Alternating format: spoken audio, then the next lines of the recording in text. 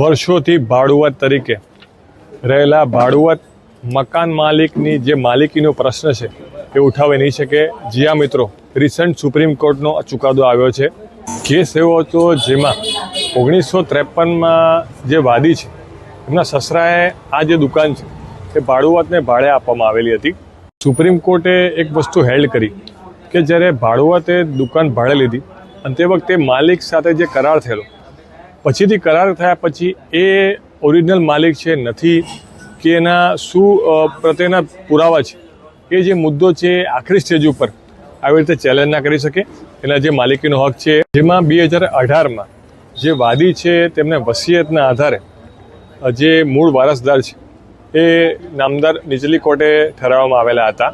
એમાં આખરે સુપ્રીમ કોર્ટે જે ઇવિક્શનનો દાવો હતો વાદીનો ખાલી કરવા માટેનો એક રાય રાખેલો. સુપ્રીમ કોર્ટે જે ભાડુઆત છે તેમને 2000ની સાલથી જે દિવસે સુધી ખાલી કરે દુકાન ત્યાં સુધી રેગ્યુલર ભાડું આપવા માટેનો નામદાર સુપ્રીમ કોર્ટે હુકમ કરેલ છે.